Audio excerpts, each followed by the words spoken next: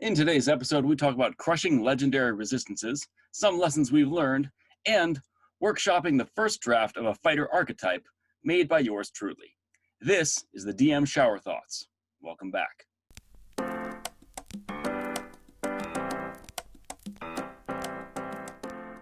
Hit that beautiful record button. Yeah, okay. Welcome back, everybody, to today's episode of the DM Shower Thoughts, the show we talk about our shower thoughts in 5th edition Dungeons & Dragons and other tabletop systems, and how to become your best self through gaming. My name is Adamus. I am John writing notes. And I'm Ian. All right. So we're going to kick things off just with a little bit of a side thought. Night Owls was this past weekend. I thoroughly enjoyed it. It was a good shred of D&D. And I had two groups. I had my Discord group and my Roll20 only group, Team Discord. And I think the Team Discord group went very, very well. There were a couple points that was like, oh boy, I hope they're not going to get hung up on this one little detail, and they didn't.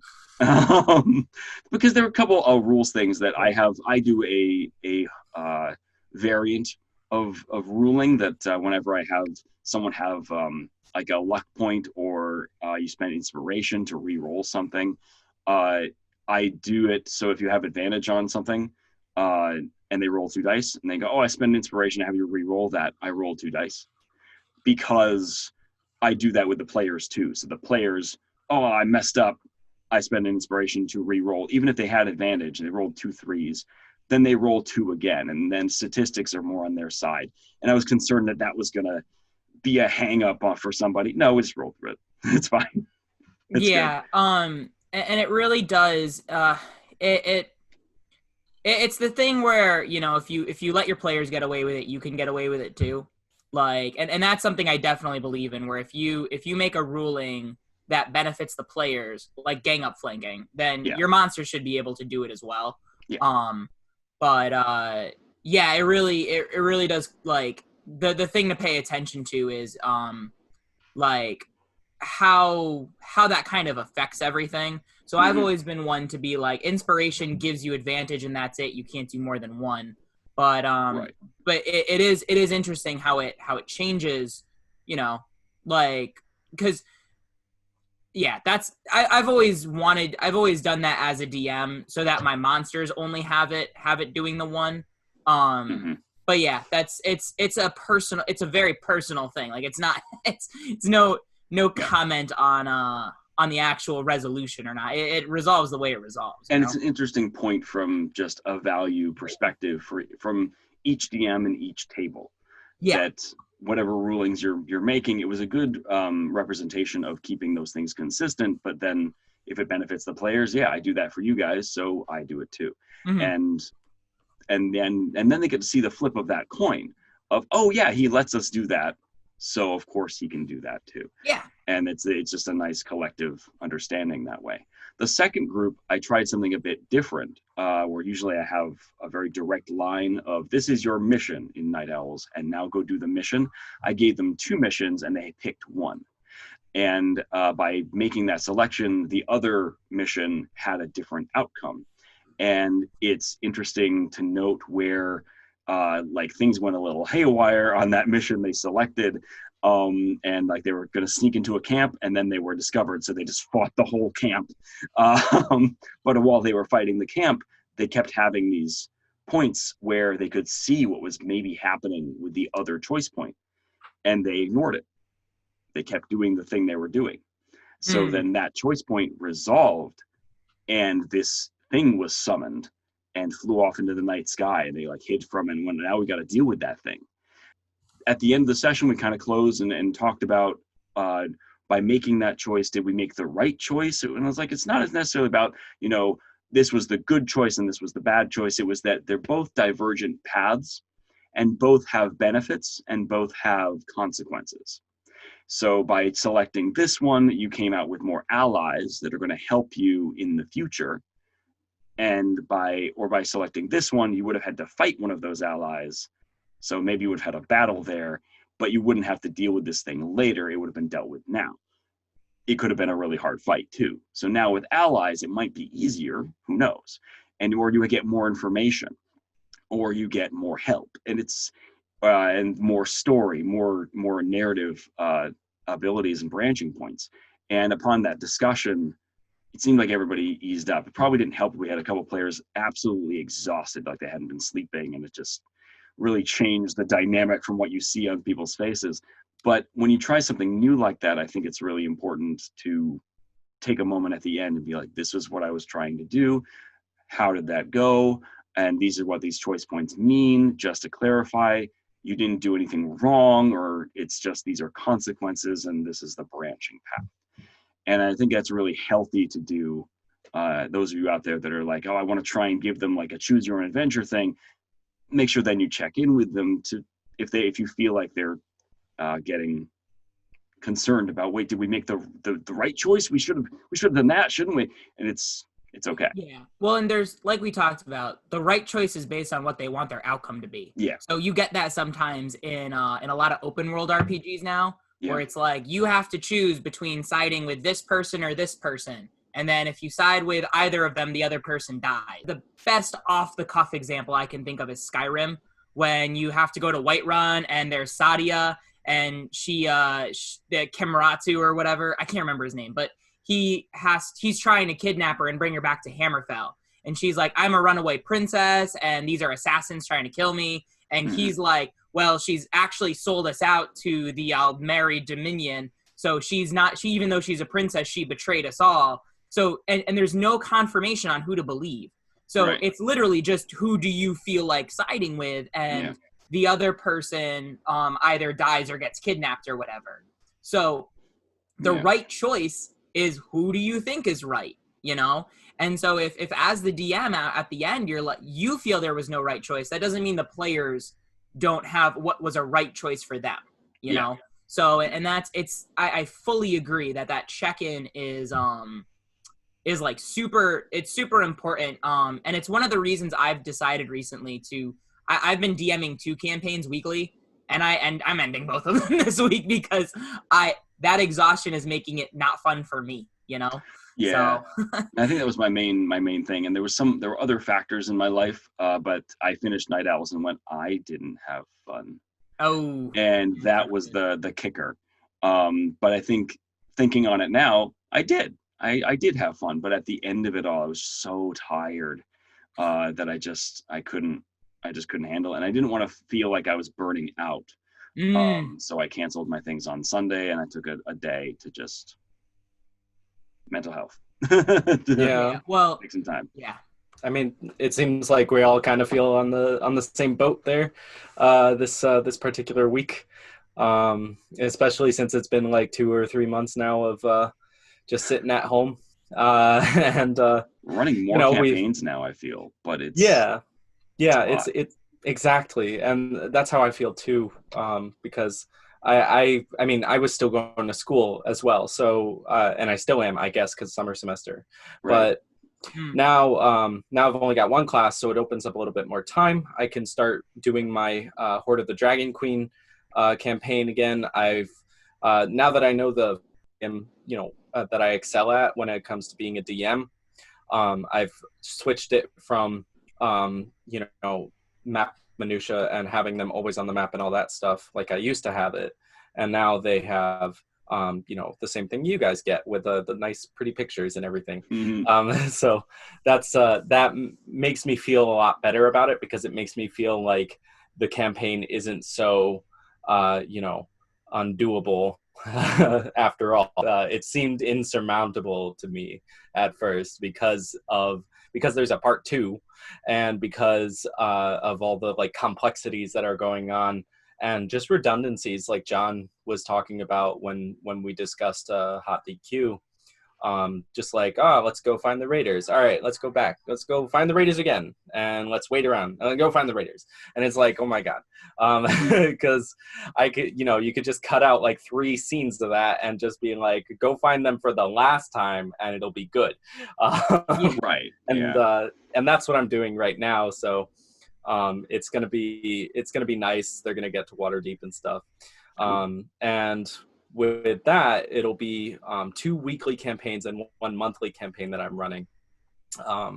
and then I get to play as well Yeah. in some of your games, and that feels good because you know, as we always say, DMs need to play too. So Yeah.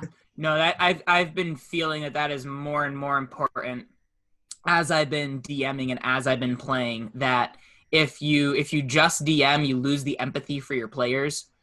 You can artificially create it for yourself where you convince yourself you have the empathy for your players, but you don't get it until you actually practice it. You don't understand how bad legendary resistances feel until you as a player say, I tried to cast Disintegrate, and then the DM says, I use a legendary resistance, and you're like, oh. So it's a real kick in the face. So now, like, so as a final thought here, like what we're really talking about is creative burnout. After taking that day to just like relax and recharge, I have many more ideas about how to make, especially the closing of Night Owls with the big, probably God fight that we're probably going to have, how that would actually work without legendary resistances, but with a dynamic 3-act structure, and how to make that truly awesome. Like it really needs to be something that feels like an ending, and more than just, oh, it's really difficult and it's legendary resistances suck. This is a saga of this amazing fight that's going to be so satisfying, and trying to now structure this thing stat block so that it works from a story's perspective, not just it has these things and now it doesn't. It's a lot more thought that has to go into that, but now I feel a lot more energized to do that. And that also brought me toward a more energized idea of trying to at least get version 0.2 of a fighter archetype that I've been working on, that will be available for Grey Owls Book 2. Yes, Mr. John. Oh, I had a segue into my shower thought. Oh, yeah. Yeah, so we'll do that first. Just the thoughts on the 3-act structure.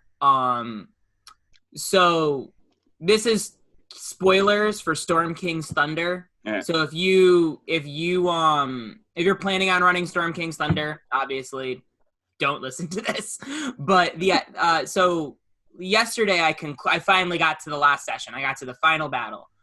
In Storm King's Thunder, it's all about how the giants are invading the north, and that really the one behind all of it is a ancient blue dragon named Imarith that's disguised herself as a storm giant, and she's trying to convince the storm giants to go to war with humans because she engineered the death of the Storm King's wife so that he would get angry at people, but then he mysteriously disappeared from the throne and they thought he went to go kill people or something. So really the main mission of the party is find King Hecaton, bring him back, reveal who Imarith is. She runs away, and then you kill her in her lair. Like all campaigns, this one got a little off the rails because when they went in, Imarith showed up, tried to do her sneaky advisor things, and they're like, she's a bad guy, you should kill her, out of nowhere. Like, it's not like they're like, oh, she's a blue dragon. No, they just were like, we don't like her, so you should kill her. And then she's like, and then the storm giant started attacking, and I think one of them cast Dispel Magic at her, which removed her disguise as a giant.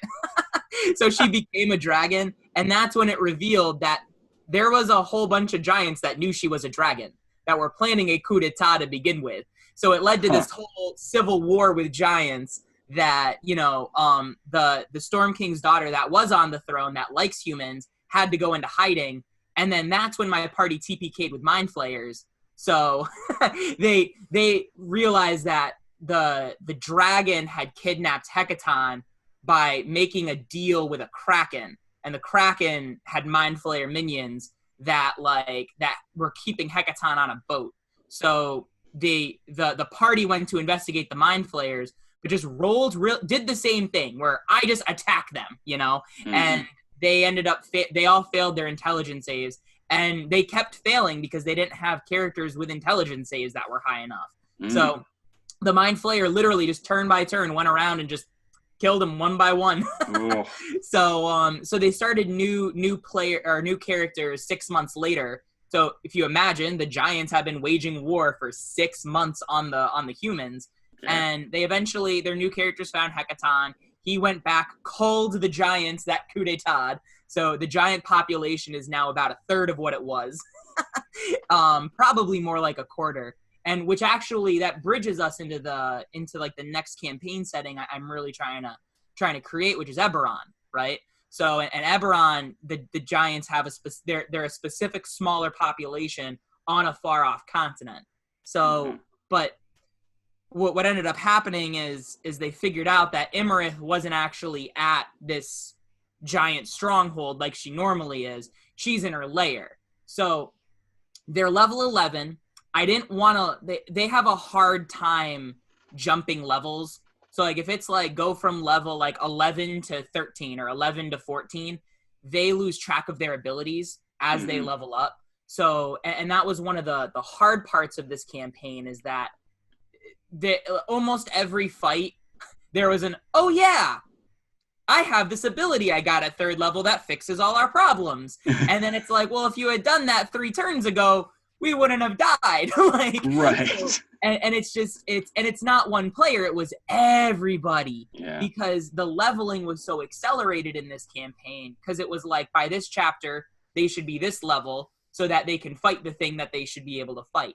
So you have 4 level 11 characters fighting an ancient blue dragon.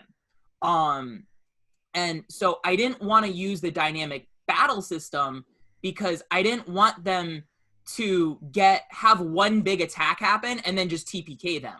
Because an ancient blue dragon against level 11 characters, it's got a +16 to hit. It deals an average of 80 damage or 88 damage with its breath weapon. Like, it's a nasty freaking creature. And just stat-wise, it wouldn't make sense to use the system in that way. So instead what I did is, the way the battle went out, there was actually 2 layers. There was an upper Colosseum level, and then there was like an internal temple where she like hoarded her treasure. And the way I had set it up was they go down the staircase and then they fight her in her lair. But instead, my sister watched that XP to level 3 video where Fireball is the solution to everything. So she's like, there's a hole in the ground, I cast Fireball! And she ended up like collapsing the entire thing because she just started spamming fireballs. And it completely disrupted the dragon's plan because she was hiding in the hole waiting for them to come down.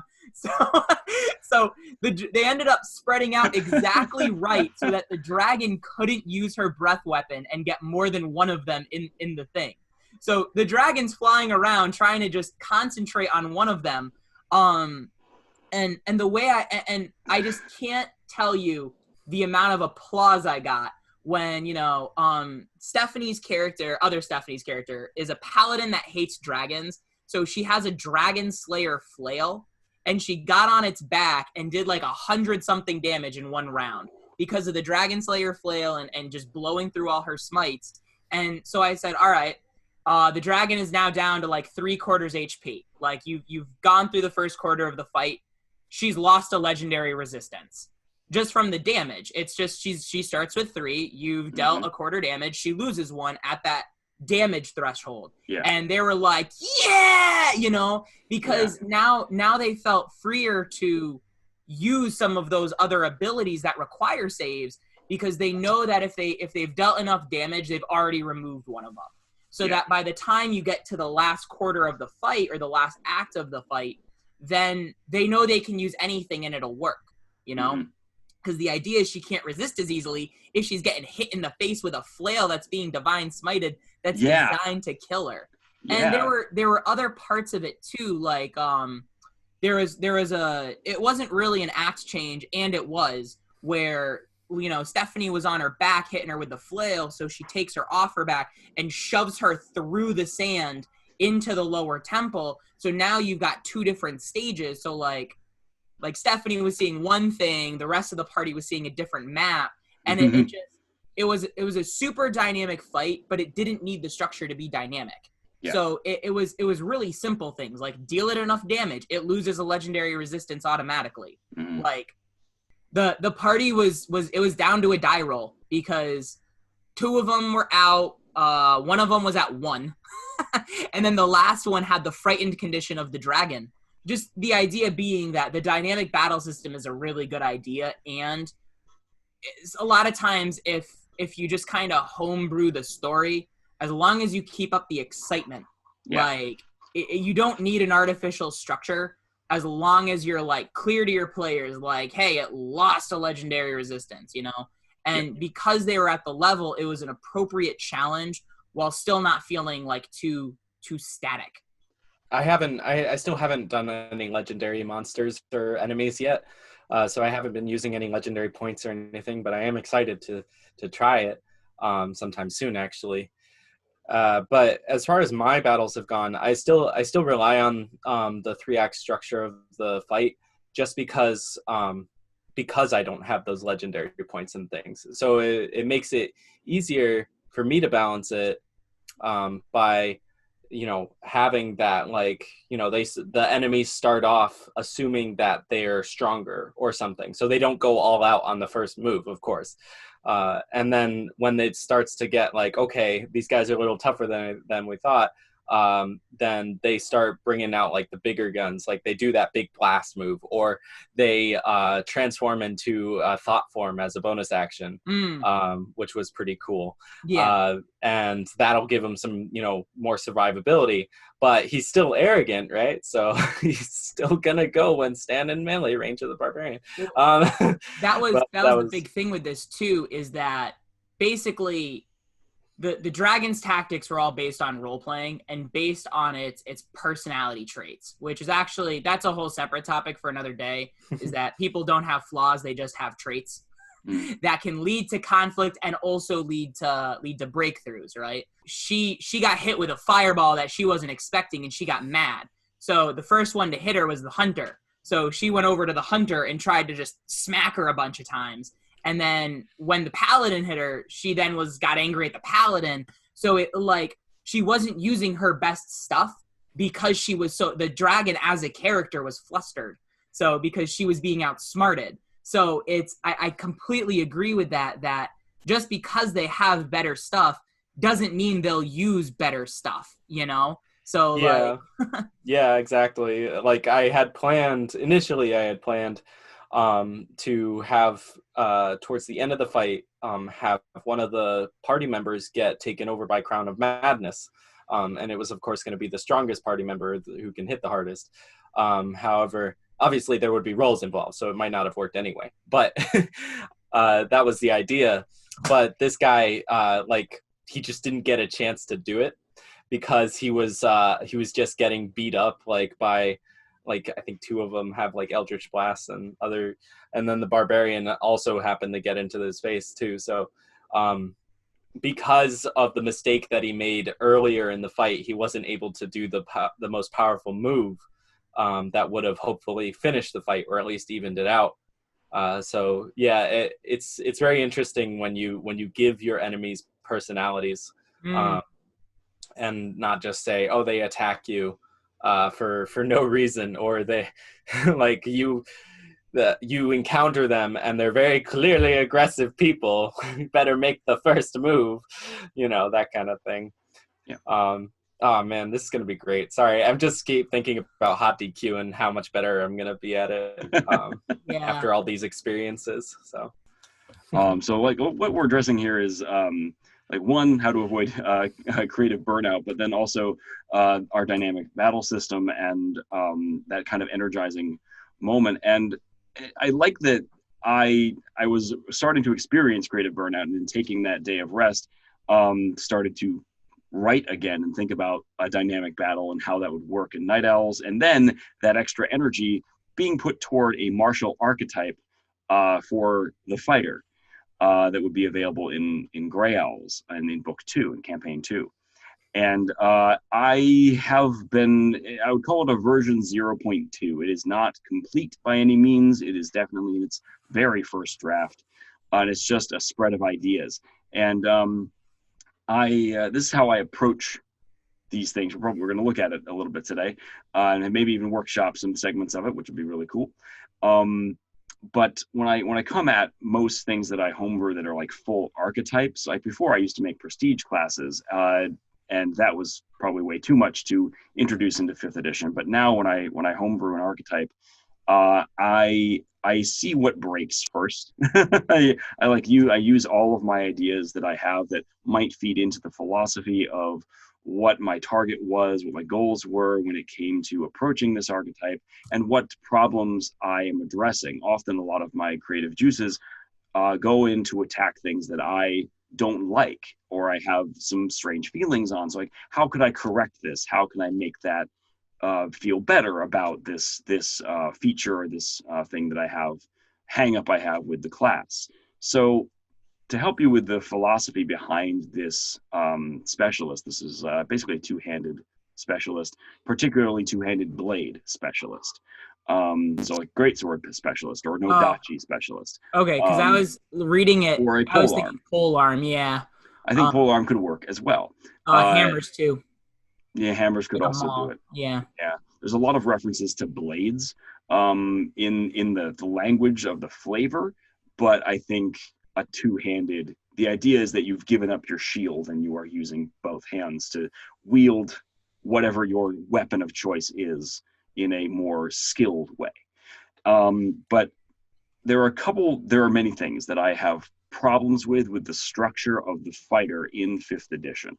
We know how John feels from previous experiences. And this also stems from our discussions of various points here and there from our podcasts, but also just where I come from when it comes to the fighter. It is addressing a low power at mid-level progression. There is a point where the fighter sort of lags behind in terms of what they get, as opposed to the other features that are presented in other classes. And it comes up so often that the fighter is coined as a damage dealer, as a tank, or as one who can strike down opponents. And then there are classes that are not fighter that can do those jobs tremendously better than the fighter. So what story are we trying to tell with the fighter? And the way the fighter is structured, what do you get at base? Like, what are the things you get? You get more attacks and you get more ASIs than on any other class. Here's the trouble I have with that. Your extra attacks, in a lot of ways, so you get extra attack at 5th level with a lot of other classes, a lot of other martial classes. By then, the monk has flurry of blows, and you're getting the damage output is still greater for the barbarian. The extra attacks need to have another set of values, just more than just you hit them again. And I think my feeling on it is you should be getting your extra attacks. If they're one of the main core features that a fighter gets, you should get them earlier. So I've done more than an archetype. I've taken the fighter and broken it, and I've changed and restructured when the fighter gets certain things. We'll get into that, and whether that was an appropriate choice or not, we'll also get into that. But that was my original thought at the time. And it's because the extra ASIs bother me. They bother me because they're boring. They're boring. You get extra ASIs. Good job. And to me, when I get a choice point at a certain level, so 6th level or 12th level, when I get in that extra ASI that no other class gets, or maybe I'm wrong with that, but I think it's maybe 14th level that you get another ASI. But when I get those other ASIs, if I had a great point buy or I rolled well, I probably, and because things cap at 20, I might be maxed out on my stats anyway. So I guess I don't use the ASI, I pick a feat. By the way, those feats are open to everyone. So now I get more opportunities to get feats, but there's a certain point where certain feats, I wouldn't ever pick that feat, or that feat isn't enough to offset another perhaps feature that could tell a better story. And it ends up feeling very boring and mundane when those are my main choice points. I mean, they're customization options. However, everyone has options like that. You just get more opportunities to make those choices. But I find that to be sort of boring in terms of the flavor and the follow through of what you could have other cool features there. And you don't. You have another ASI. So they bother me. The other thing that bothers me about the fighter is you have a very low damage output. Like your front load, if you're doing the short rest model of battles, the fighter becomes much more valuable because they have a lot of short rest abilities. And they are the guys that are going to stay consistent while your spellcasters are running out of resources. So that's a strong point. But if you don't follow that, then the fighter becomes a lot less valuable in that frame of reference. So how do we make it so that you feel like a master of a martial discipline in both damage output and defensive structure without just saying you're a great sword guy, you swing that, and then you pick up a pole arm and you swing that, and then you pick up a sword and shield and you swing that, but there's no benefit to another person who's also proficient in those weapons, like a paladin, other than your extra attacks. And so the philosophy was, what if you got your extra attacks earlier and maybe got one more as your capstone? And would that make that more valuable? Could you, hitting more times, have a greater value with a choice point in the mechanics of the game? And then I wanted to explore the idea of trying to, instead of just hitting for damage, there's a stronger damage output at the onset, and it continues through the fighter, this particular archetype. But also, how can you use them as a master of martial tactics? So you impose different disadvantages on enemies that is more than just you hit them really hard. And how can you then set up allies as a master of martial tactics to then be their best selves, but you're also able to fight, you're able to deal some damage, impose a problem, and then set up your rogue to kick some butt. I like the idea of a very powerful tactician that can then also be in the fray, because the fighter is marketed as a tank and as a damage dealer, but then both of those things fall short in the grand scheme of things. So the approach here was to, before we get into all of it, to understand my philosophy, stronger damage output at the onset that stays consistent, restructure the ASIs so we have more features, and these features having interesting choice points that are also supported by combat because you're a martial specialist. And then finally, it's by your fighting style. Your fighting style has a more consistent through line. So the idea is, if you have a two-handed weapon, you are automatically better with a two-handed weapon than any other class with a two-handed weapon. And that's what I've always wanted for the fighter. The fighter is supposed to be that master of, I pick up a polearm, I am now awesome at a polearm. And you don't get that same feeling with a paladin. If the fighter and the paladin can pick it up, by the way, the paladin can smite. Ha-ha! The fighter can't. And you automatically feel kind of distanced for that. So those are my main launching points. Does anyone agree with those or have other thoughts upon them? So my biggest thing with the fighter, the reason I tend not to like it is I agree with a lot of the things you're saying. It's a very magic item dependent class without any way of getting it.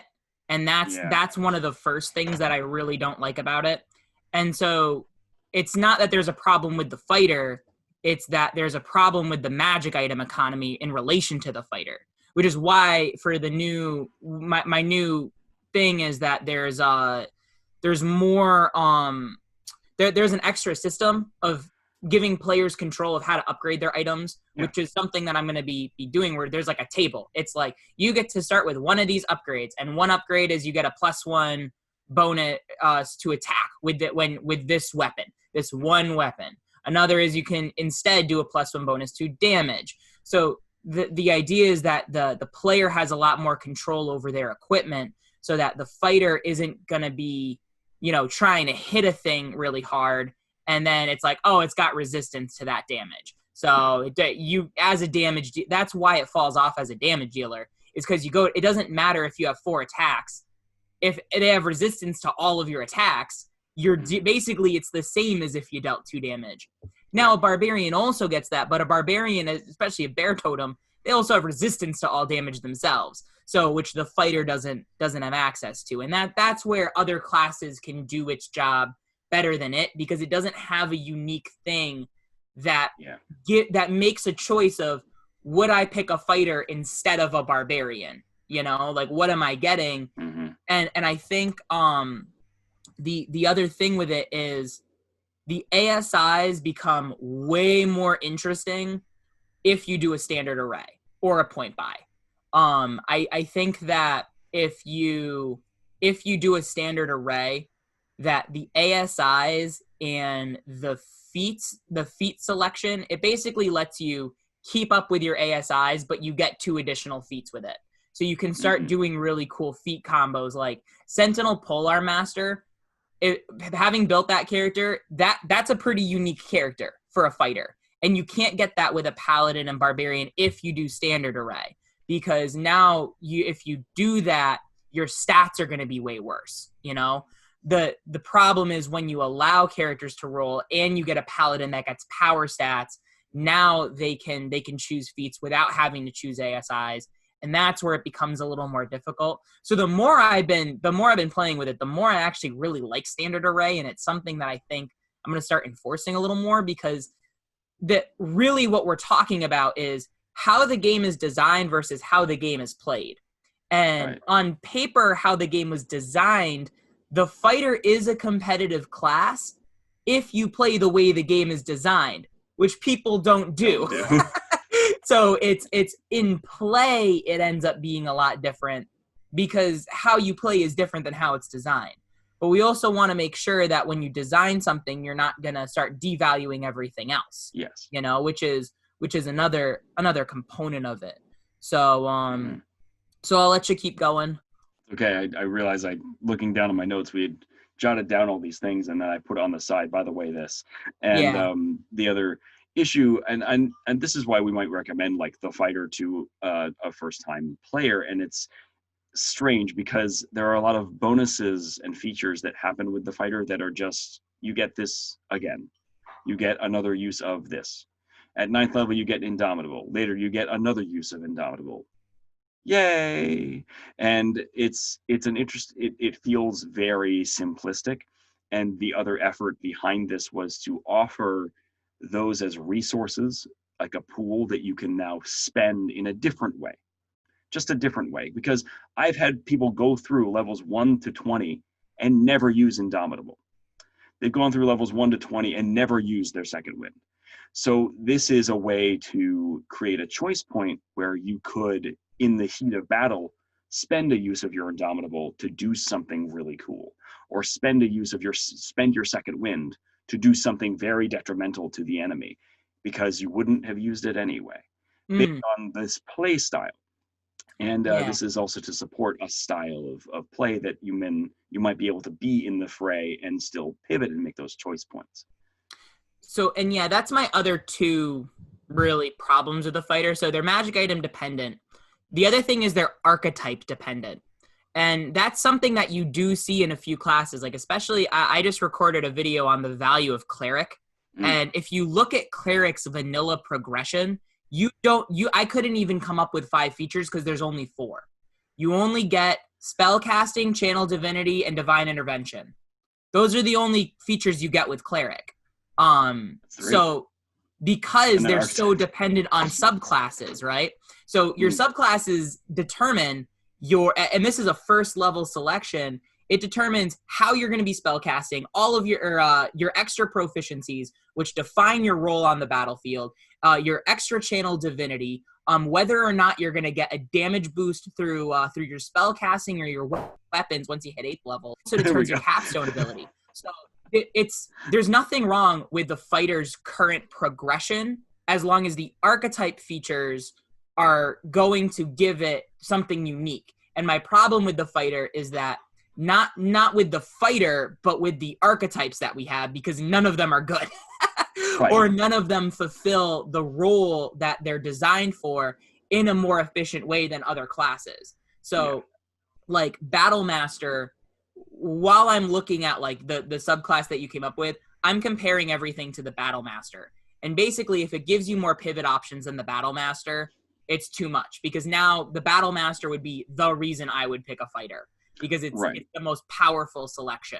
So if it's more powerful than a Battle Master, now there's no reason I would pick any other fighter besides this. Yeah. You know what I mean? And with this is because it's so early on, and it's really, I'm throwing all of my ideas at the wall. Yeah. We are going to run that risk as we work through this of, we're definitely going to come to the conclusion of, why would I ever pick this? Why would I ever pick that? I definitely pick this. And then we're going to discuss how to maybe rebalance that or workshop it. But I'm very excited to get into this, because there's a lot of points about it that I'm very happy with and excited about. Even just the onset of the first idea, we will cultivate it and we'll edit it down and figure out what's the best choice. But I like the philosophy behind it and why I went the direction I did. And now we're going to pare it down and help it out. And that's the Unearthed Arcana process to begin with. When Wizards releases Unearthed Arcana, that they intentionally overpower some stuff, and then they see if people like it, and then they pare it down from there. And the other thing that they've been very open about, and it's going to be one of the first things I bring up as we kind of go through, is that they look at a new playtest material in the context of a single class build. They don't start looking at it for multi-classing until the second or third draft. And when you start considering multi-classing, a lot of things that look fine on paper suddenly become way too powerful, to the point that it's like, you start asking that question, why wouldn't I just take 3 levels of this subclass? Because now if I do like a rogue fighter multi-class, it's going to be so much more powerful than any other build I can. And that's the tricky part. You don't want to make it so appealing that it devalues literally every other decision, because then you're not making a decision. You're just there's only one the powerful one or the wrong one, you know? So, and that's the kind of thing to keep in mind as we're moving through this. Yeah, exactly. Okay, so this is a document that I've shared with all of my peers here. Not one that we can see online anywhere else, so we'll have to kind of go through it. So this is, the core concept was to make a two-handed specialist fighter. Now this could be two-handed blade, two-handed polearm, two-handed hammer, but something that requires 2 hands. The basic mechanical concept, I put a lot of things at the front load of this document because, so you understand where I'm coming from. A strong damage front load, a pivoting in tactical maneuvers, defensive maneuvers, like ways to make a choice point and defend yourself from damage, but you're not taking resistance for any of these things. I said limitless physical ability, and there's something in there that ups the level of the bounded accuracy, and we can talk about that. And then interesting alternative features and feature use. That's my biggest point, because so many features that you get in the fighter and the archetypes can be passive, and you just get another one. I want them to be interesting choice points. And then a new combat feature, stagger. So, and that comes down to that pivoting in the tactical abilities of what you're able to do. So, okay, the fighter is mostly the same, except for some key points. So I've put in a level progression with a table of 1 to 20. And the things that come into play that we can discuss, if you want, is there's an accelerated extra attack. So you get your 3rd attack at level 9 instead of level 11. And then there's an archetype feature that comes in at level 11. And then you get your what would have been your capstone of having 4 total attacks at level 15 instead of 20. And then there's a larger capstone at level 20. And the philosophy behind that was to try to create, because stagger mechanic has to do with hitting them twice, because extra attack is now a part of the archetype and is now kind of like a resource to spend to get extra effects. I wanted you to have that earlier so that you had more options, but I can understand the flip side of you're getting a lot by level 15, and I can totally see that. Yeah, and actually, because it also, there's some language in the 20th level capstone that you replace extra attack with that can be changed, so it's just as useful, but you actually get that capstone at an earlier level, where you get it at 18th with the rest of the fighter archetype archetype capstones. I do think that getting the 3rd attack at 11th is nice in terms of the party composition, because everybody's getting that at the same time. So it's not just the fighter that's getting an extra thing, it's everybody's cantrips get stronger with that. You know, so like when you're comparing it to like the warlock gets 3 Eldritch Blasts at the same time. Yeah. So even though I like the idea of it, I think that depending on how you design the archetype features, you can still make it really valuable. Even though you get the extra attacks a little bit later, kind of in the progression, vanilla fighter. Yeah, I can see that. Now looking at it, I think. All right, so how do you want to do this, guys? Because there's a lot here. Should we just read through it? I think that the first thing is, let's read through the features of the archetype, and that'll help kind of inform the other stuff. Like you wrap the vanilla design back to what it was around the archetype features. Okay.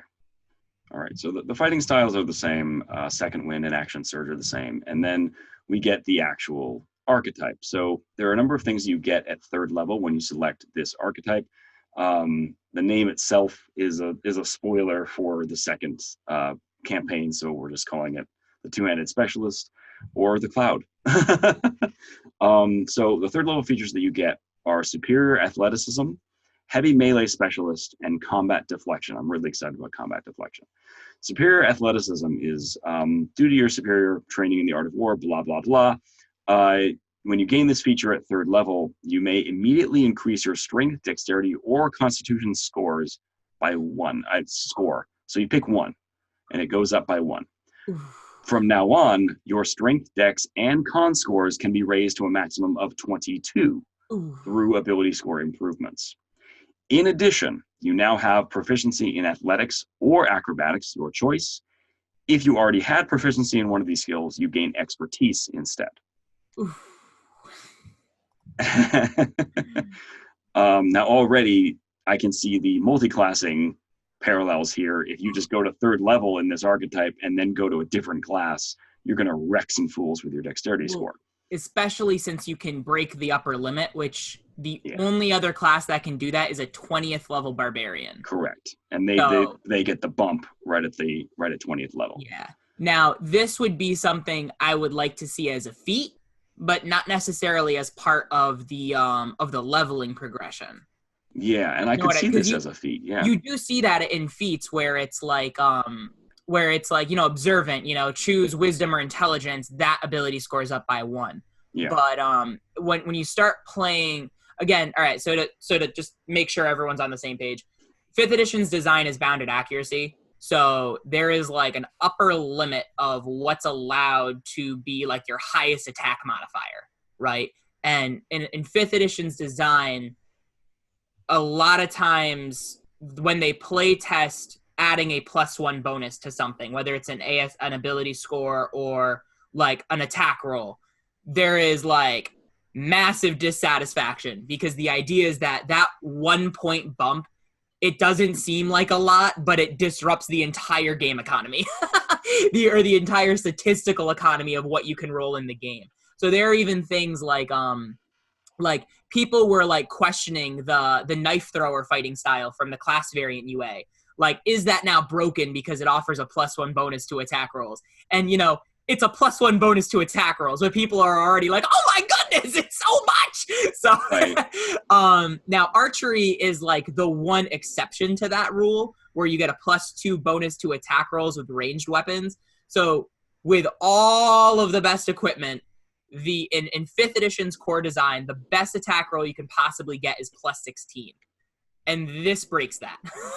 So especially because I can see someone doing something stupid, like picking archery as their fighting style, picking this subclass just to get the +1 ASI to dexterity, and then abandoning fighter here and not doing any of the melee stuff it was designed for, and then picking up rogue levels so that they can have this amazing extra bump, because rogue is the other class that gets an extra ASI bump.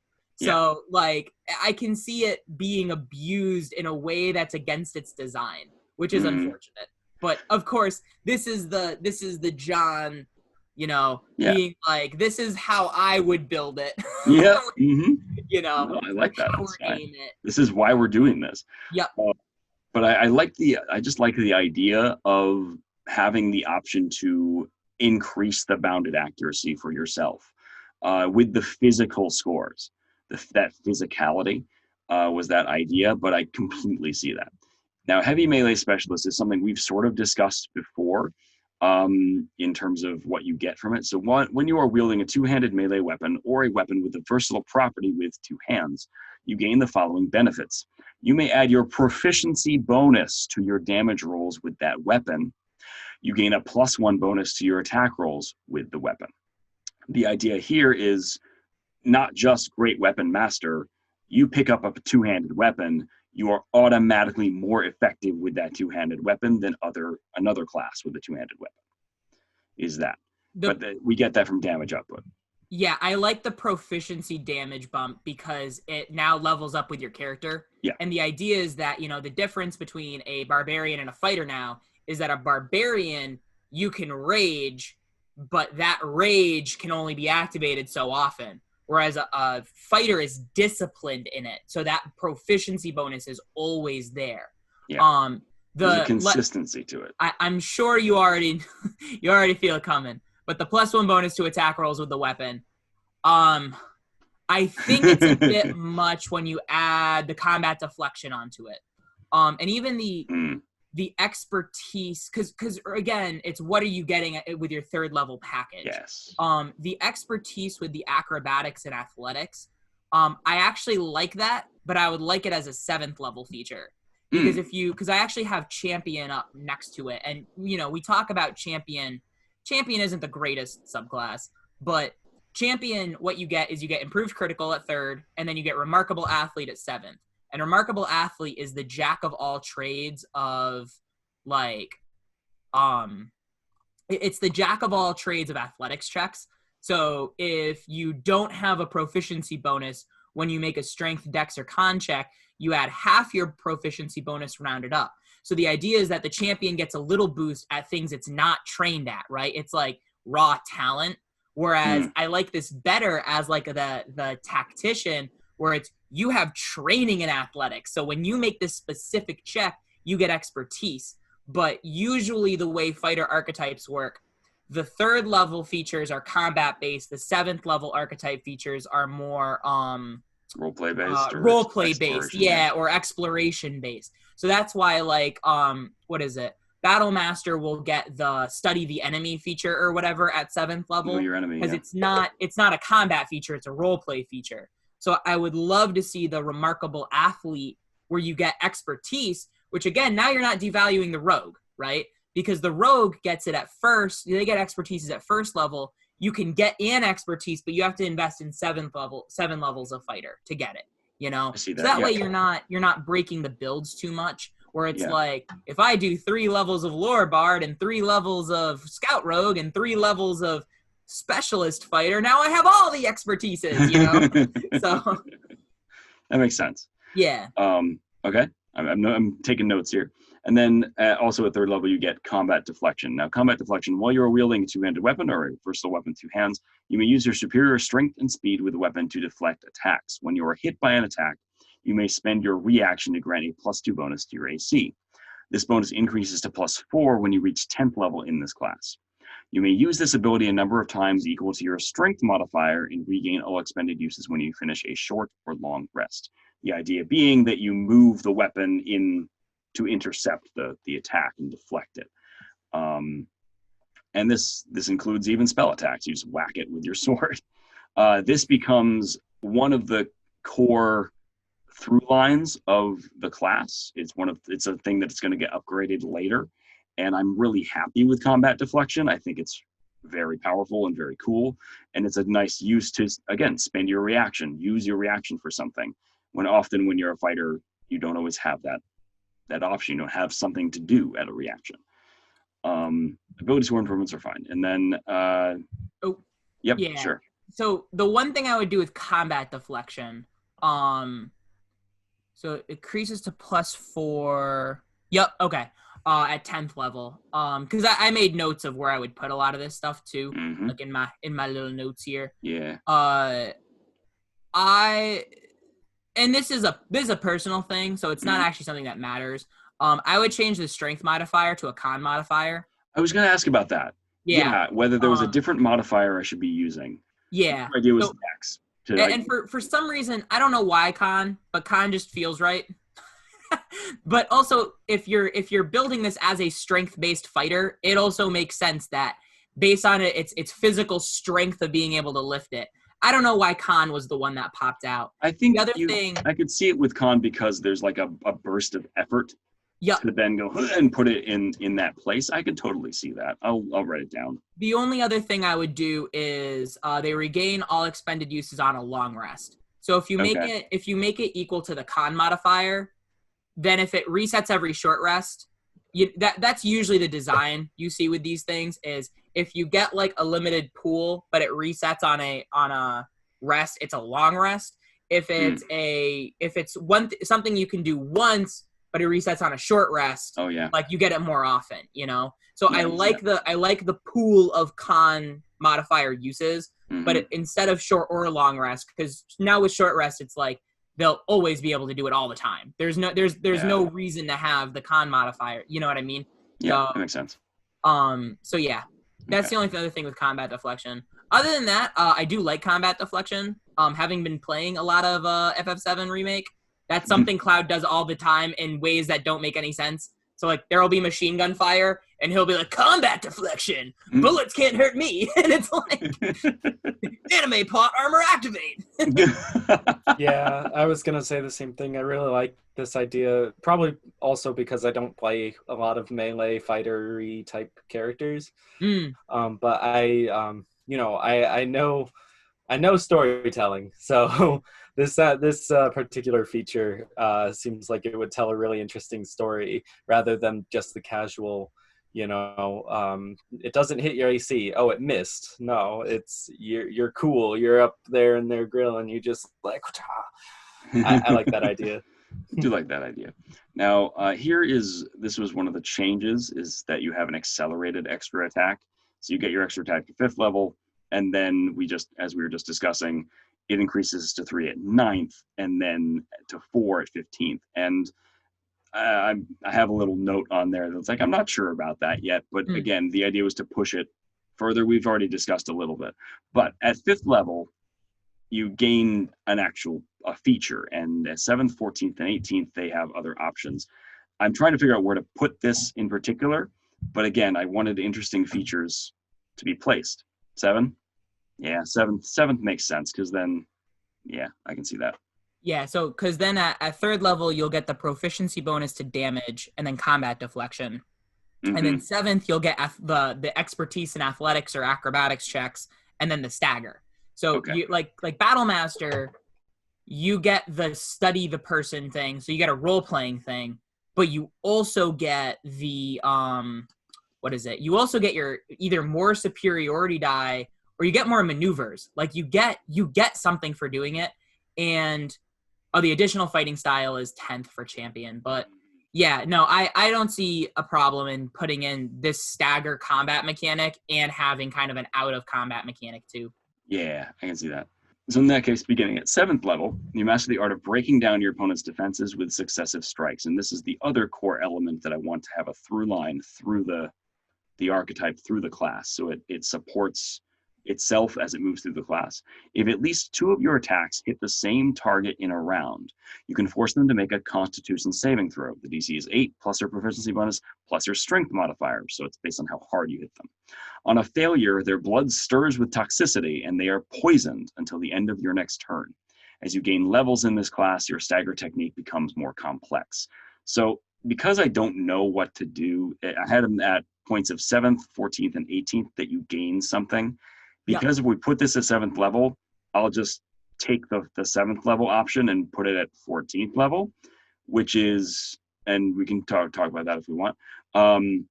But I have it down that at 7th or 14th level, whatever we decide, instead, when you hit them and they fail the con save, instead of using poison, you may choose to impose 1 level of exhaustion instead of the poison condition.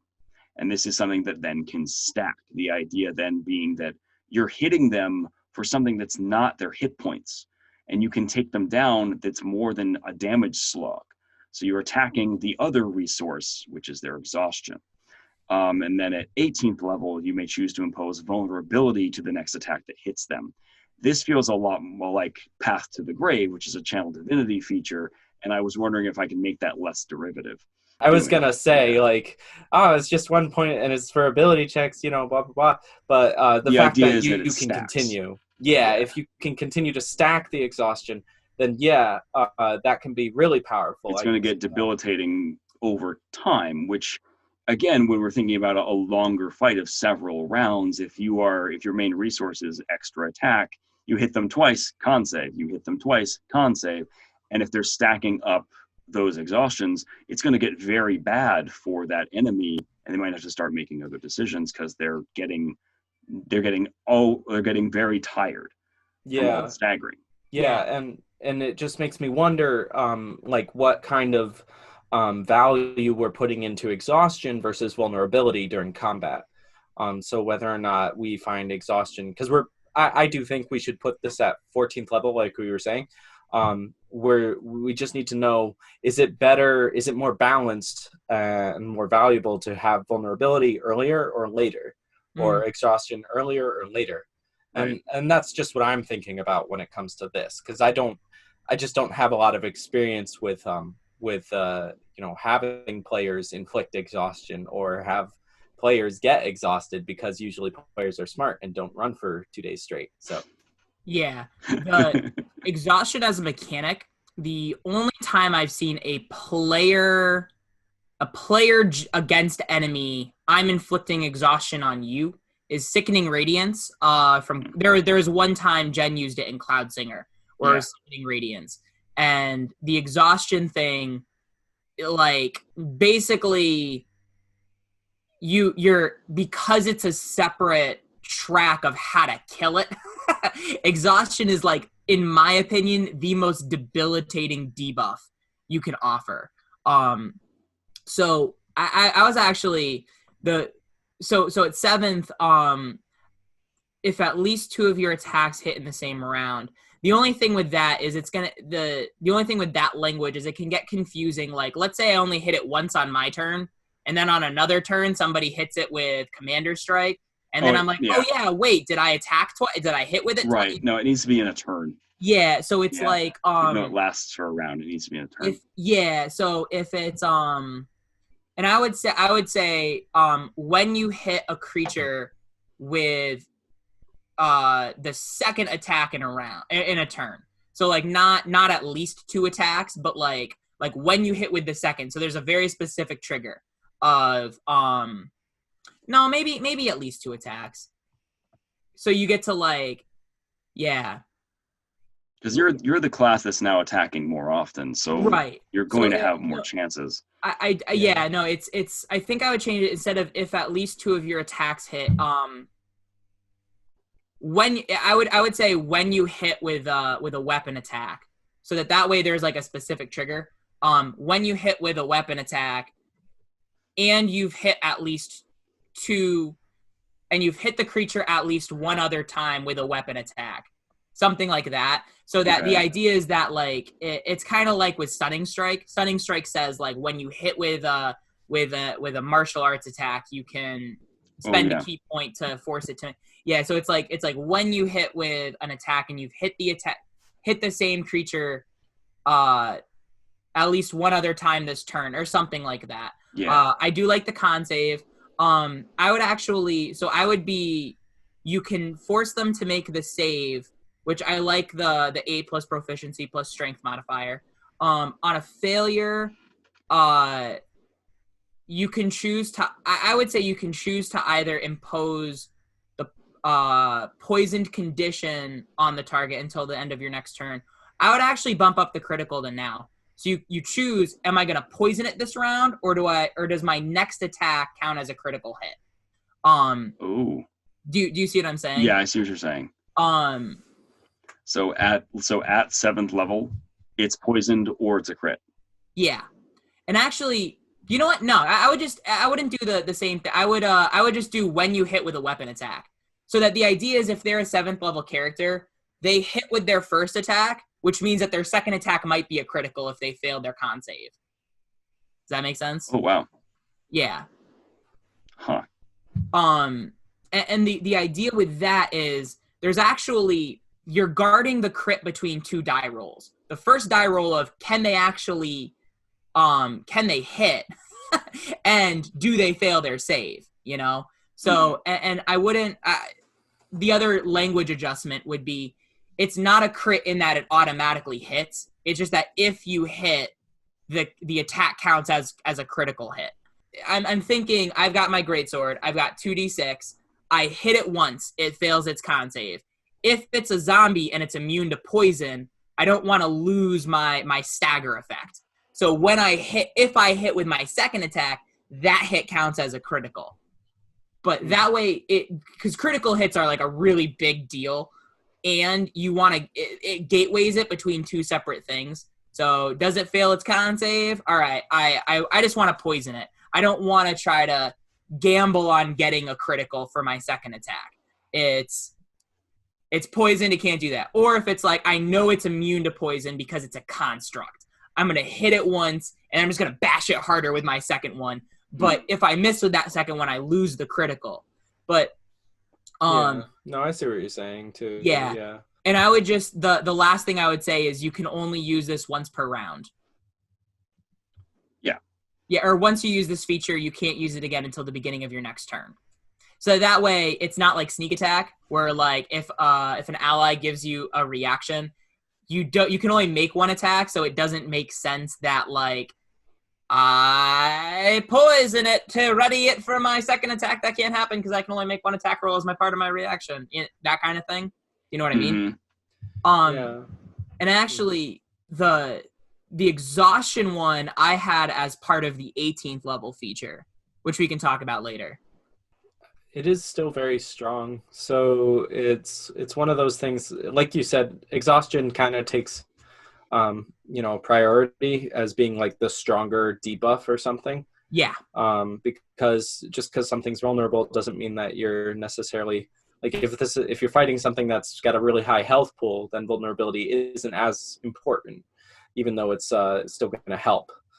So yeah, the exhaustion is definitely, I don't know what you have planned later for the exhaustion, but I think I have something that's supposed to tie into that. So it's, I wanted to have the exhaustion go early so you could feel like you could stack it, but I could also see it still stacks if you flip it around anyway. Yeah. Yeah. So that was my idea for it. I don't know again how, but I like the idea of the stagger adds in an interesting element that again is tactical, but it's not so tactical it's stepping on the toes of other support classes. Because now when I'm looking at my party composition, not only am I looking at this in terms of other fighter archetypes, but let's say you've got paladin, rogue, fighter, right? The fighter goes first, it hits it and staggers it, so to set up the rogue to be able to do their roguey thing, you know?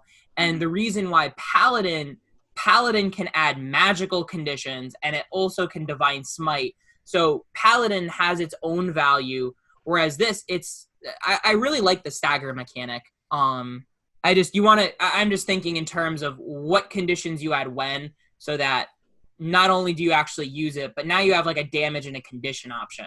So you have a choice between, do I do more damage or do I, and the damage is a riskier option because there's an additional, I gotta hit it. You know? But it still adds value to the fact that you're hitting more. Yeah. You should be trying to hit more. You have more chances to hit than other classes would. So it still adds value to the extra attacks. Yeah. Which is something I was going for. Okay. Now in Indomitable as normal. And then at 10th level, there's this other thing to use Indomitable for, which is called Steel Against Pain.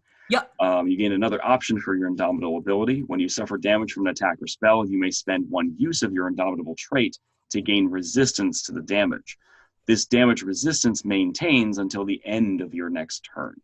So the idea is, instead of using Indomitable to just re-roll the save and hope you got it, maybe you failed the save, so instead you take resistance, and then it stays. So maybe if you're hit again in the same round, you have resistance anyway. It's just a way you're still burning the Indomitable, but you're sort of investing in well, if I get hit with that damage type again, then I'm going to be more okay. You can still be hit with other damage types, and it'll hurt you just as much. But I choose to take resistance on this, or I choose to save once.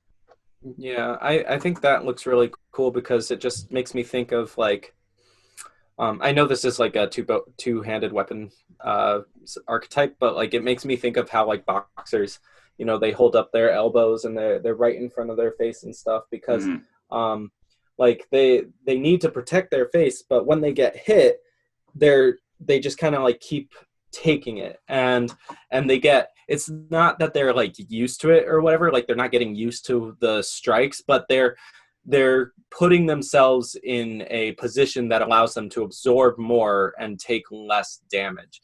So I like this idea because you could just imagine it with a shield even.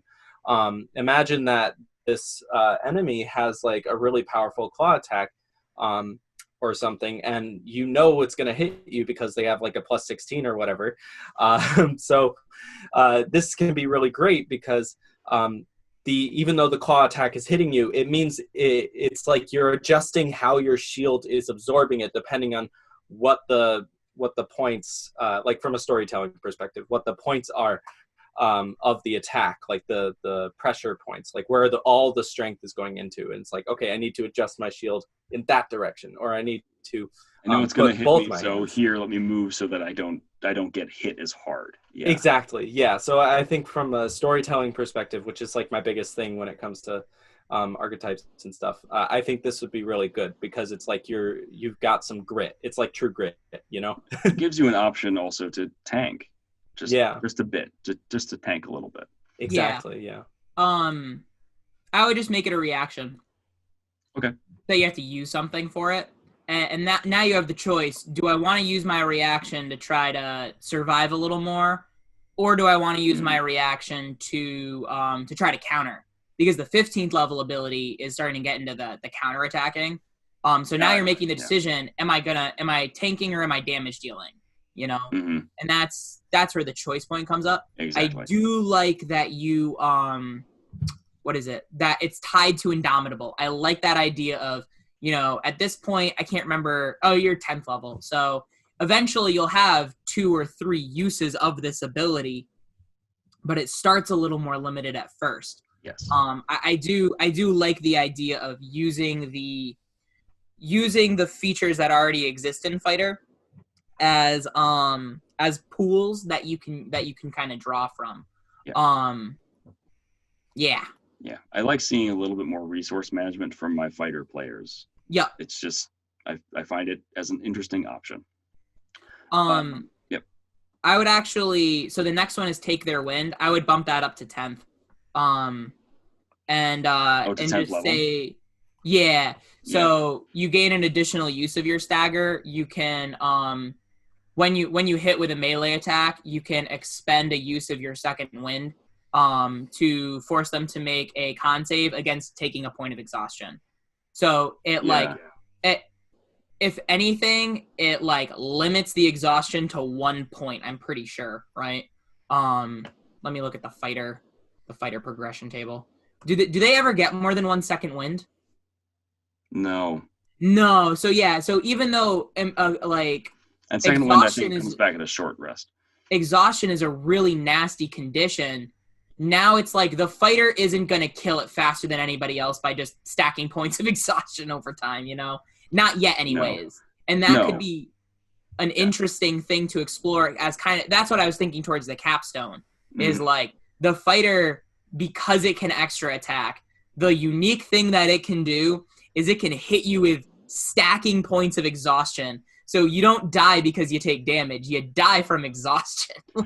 And that's a unique mechanic nobody else has. But if you introduce it too early, now every time you throw something at them, they just hit it with exhaustion 6 times and it's dead. So there's and if the only way to then do it would be to have it so it's immune to exhaustion, and now you invalidate the entire point of creating a custom archetype. Correct. No, I get that. Okay, so to bring it back then, so I have starting at 10th level is Steel Against Pain, and then we're saying also at 10th level is Take Their Wind. Yeah. which is we can expend our use of second wind. So instead, when I hit them with a melee attack, I can choose is it okay?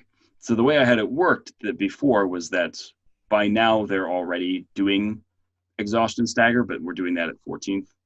I was thinking Or about we're doing it at 18th. Yeah. So now they get like a light or a diet version of the ability earlier, and that will start stacking later on. Okay, so they will expend their use of second wind to force them to make a Constitution saving throw, and if they fail, they suffer 1 point of exhaustion. Yep. Now, that would be fine because we haven't seen that yet. In addition, the idea is taking their wind, so you get something for spending your second wind, but it's not the same as actually recovering hit points. I had put in you gain temporary hit points equal to 1d10 plus half your level in this class when you use take their wind. How do you feel about that? I would do one or the other. Either you get the exhaustion or you get the temp HP. Okay. If you do both, now there's not a reason to ever use your regular second wind.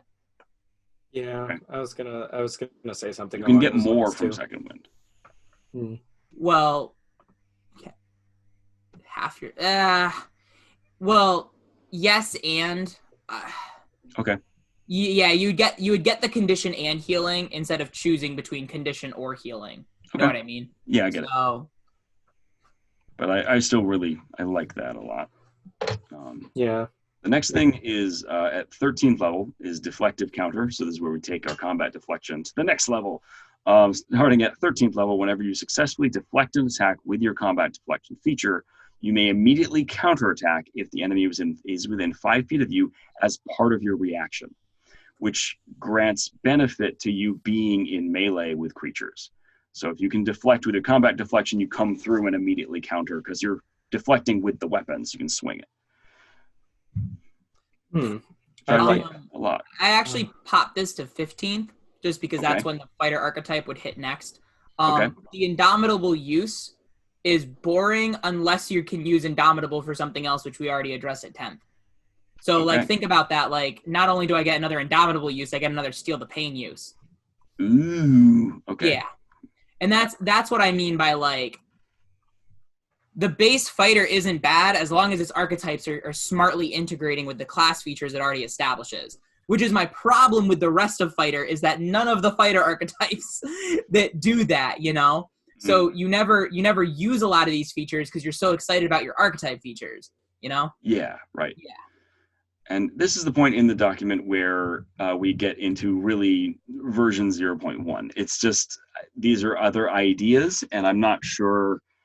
So far, I'm actually very happy with how there are through lines set up, and we'll adjust them as we need. But after this, I'm not sure where to put these other two features.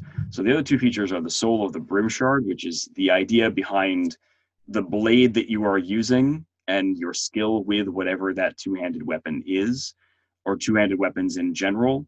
There's this transformative thing called the Shard Blade that kind of embodies your skill with that weapon.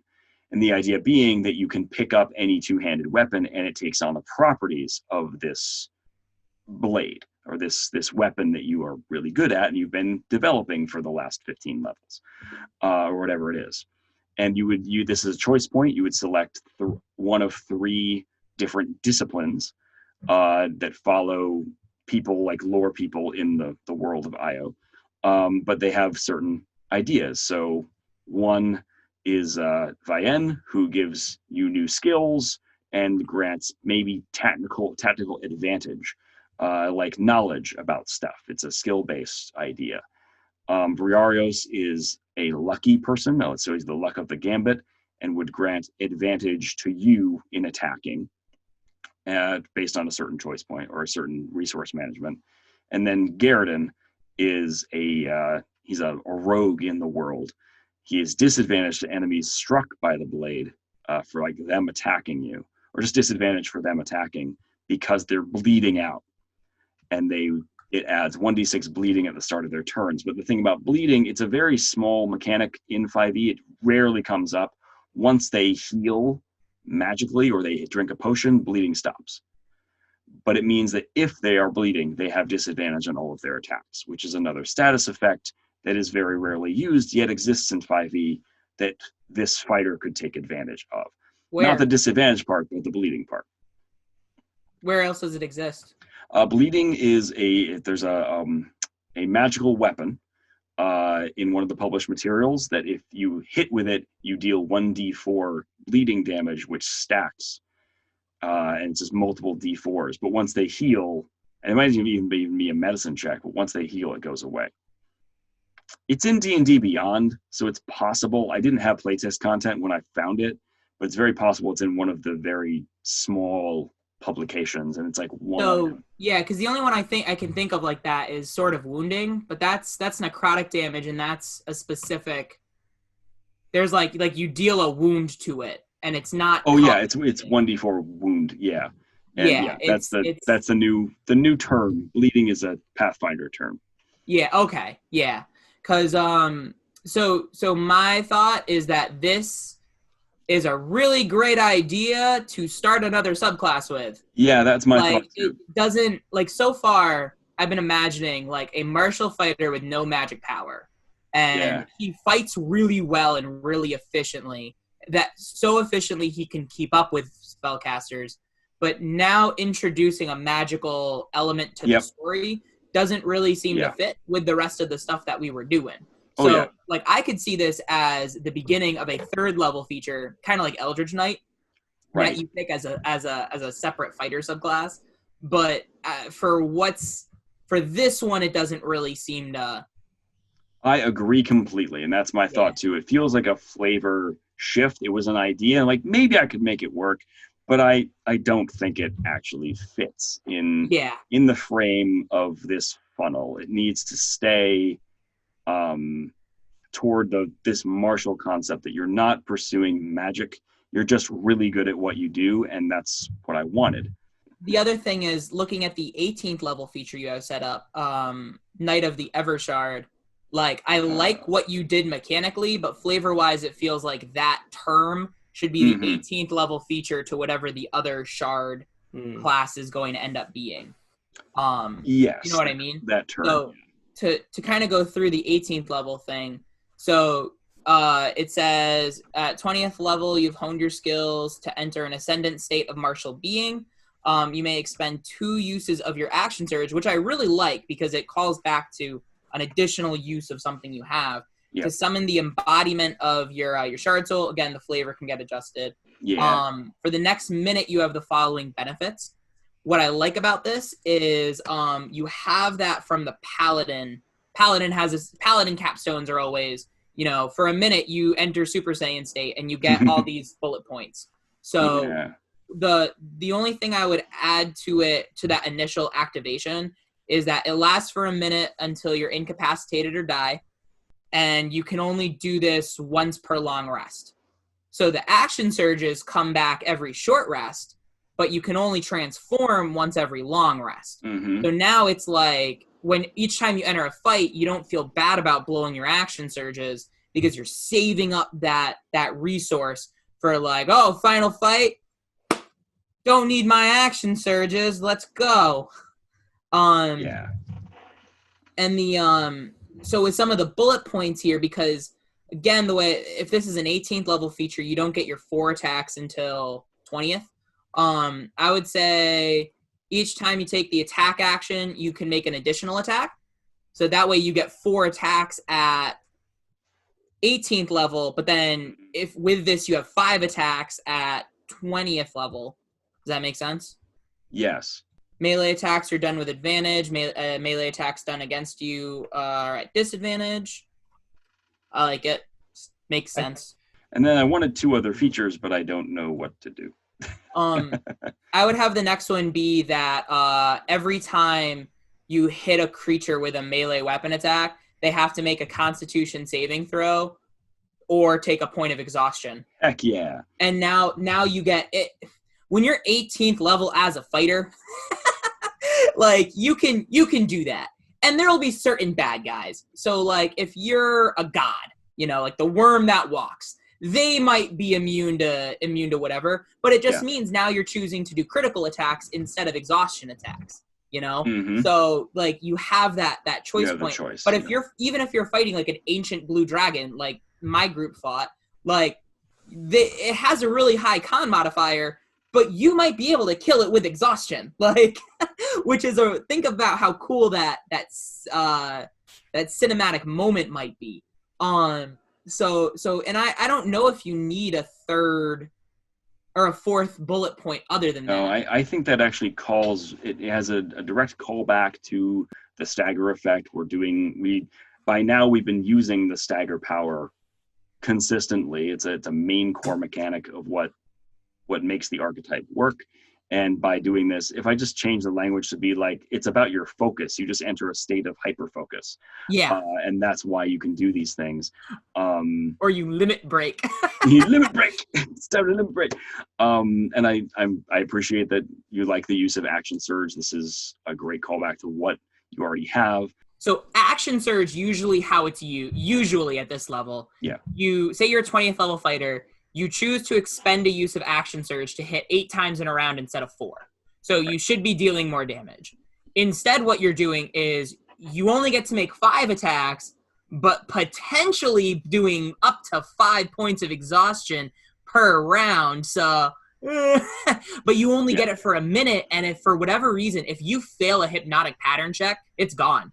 So you've got to like be kind of careful about how you're using it. And I think by that level, the enemies have a high enough constitution save that forcing them to make a save each attack is going to be okay, because you can still have the unlucky moment where they fail and then they take that point of exhaustion, but you're not also now burning all your resources trying to get them to do it. Yeah, and again, you only have a limited time frame, so you only have a minute every long rest to give this really, really big plan a try. So in terms of naming, I don't know if it would still be spoilers if we're going to take away the shard aspect of it, and have that be a separate class. No, so I don't know what to call it besides like something knight, something warrior.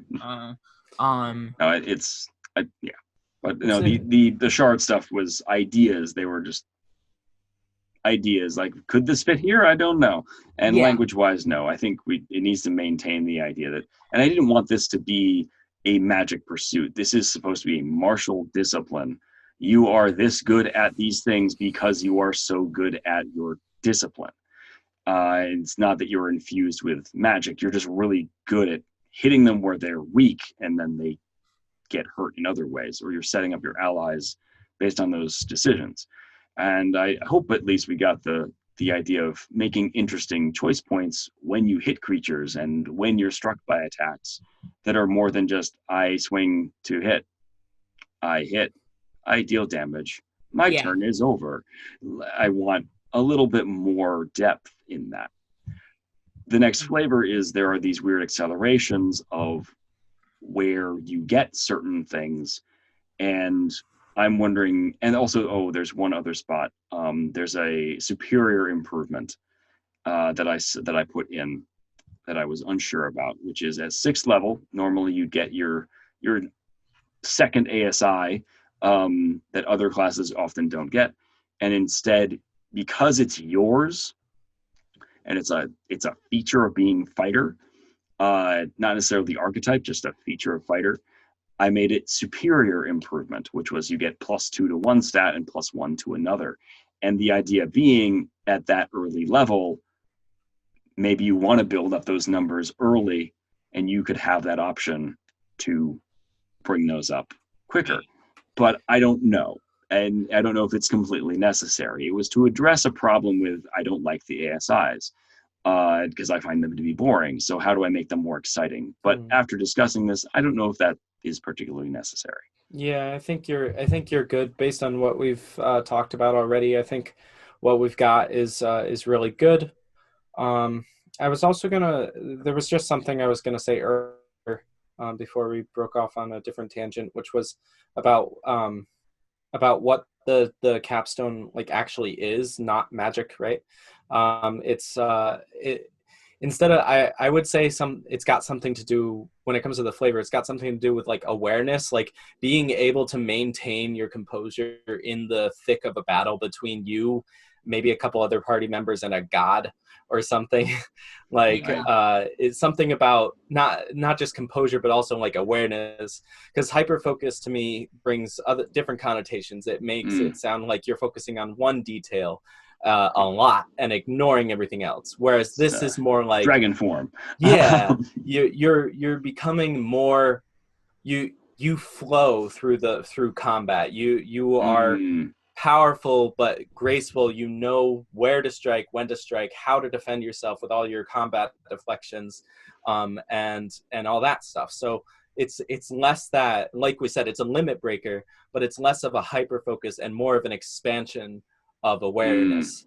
And I like the flow through combat, so I'm going to mess around with that language a little bit. Yeah, and again, we were saying that this is a non-magic thing. I think that this archetype makes it so that you ultimately won't need magic items.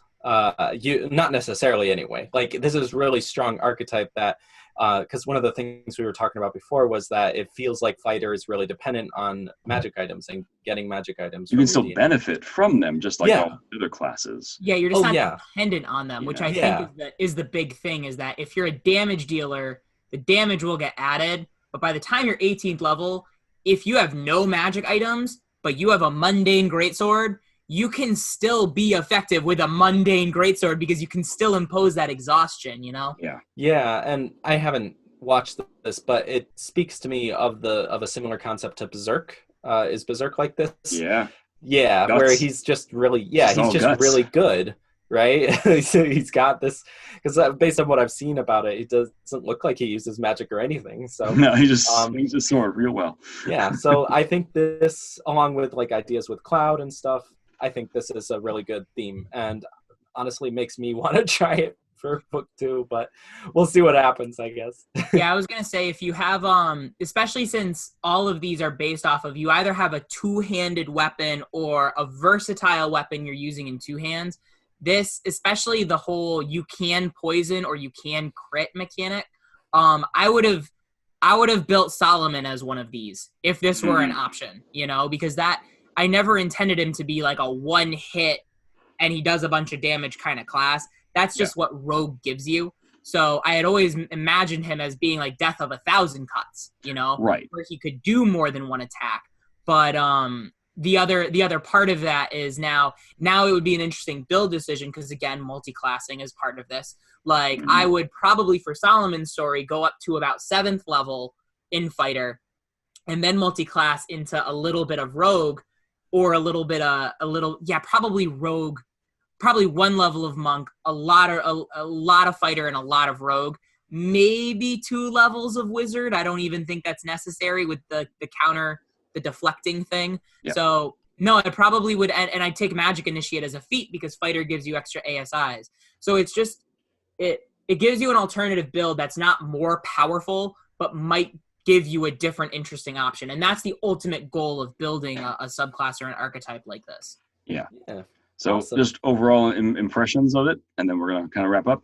I think that it's Gucci. I think that if you remove some of the stuff that makes it overpowered, and you play around with where to put certain stuff in the progression, so that it's more of a choice, how much do I want to invest in this versus would I invest in something else?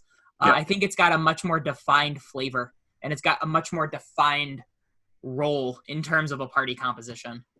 Yeah, and I'm on the same boat there. I think based on what we've discussed today, I think it would be good to start playtesting it once you actually get that 1.0 or something, beta test. And I can definitely say I'd be happy to help you out with that if you like. Yeah, I've got a player who's been asking about something of this nature, and it's like, hey, is this an option for book 2? That's a possibility too. But there's a few people that are sort of slated to try out a couple archetypes. I'm working on another one that maybe in a little while we can also take a look at and workshop. It's like a swashbuckler duelist, but with magical flair, and it's like a mixture of arcane trickster and swashbuckler with Battlemaster options in a way, if you can think of it from a flavor perspective. But it's not even Battlemaster. That's what you can think of in the structure, but I'll get there. Anyway, that was really cool, guys. Thank you very much. Thank you very much, everyone else, for tuning in to today's episode of the DM Shower Thoughts. You can find the DM Shower Thoughts over on YouTube. It puts out videos, awesome videos, every Sunday. You can find my blog, The GM's Corner, over at adamsdrakeproductions.com, which has some blog posts every Tuesday and Saturday. And this podcast uploads on Podbean every Friday at noon in podcast format. But of course, if you're seeing it like this, it's on YouTube as well over on DM Shower Thoughts. Have a wonderful day, everyone, and please game responsibly. Bye-bye now.